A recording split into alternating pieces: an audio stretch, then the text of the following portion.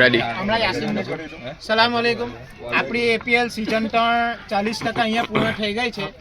આજની જે મેચ હતી ખરેખર કટોકટીનો જંગ હતો અને કાલની જે ચર્ચાઓ આજ મેચની હતી એ પ્રમાણે પહેલાં તો દર્શકોને તાળીઓનો ગળગળાટ કે બધાનો જે સપોર્ટ હતો પહેલાં દર્શકો મારે તાળીઓ પાડી દેવી.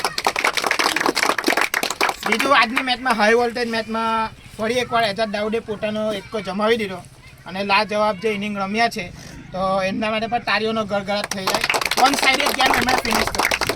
હવે આગળની મેચની વાત કરીએ તે ટાઈમે આપણી પાસે સમયના અભાવને કારણે મેન ઓફ ધ મેચ દઈ ન શક્યા હતા. તો ગઈ મેચમાં યાસીન વાઘ ખરેખર ગયા વર્ષનું ફોર્મ હજુ પણ બરકરાર છે. એકલાડે સેન્ચુરી મારી અને પોતાની ટીમને એક સન્માનજનક સ્કોર પર પહોંચાડી દીધી હતી. તો યાસીન વાઘ ગઈ મેચના મેન ઓફ ધ મેચ જાહેર થાય છે. હમણાં એક ગેરહાજર છે એમની ગેરહાજરીમાં ઇરફાન યુનુસ ટોપિયાને આગળ બોલાવીશ કે આપણા આ ટુર્નામેન્ટના ઓર્ગેનાઇઝર શહેજાદ ટોપિયાના હાથે આ ટ્રોફી સ્વીકારે.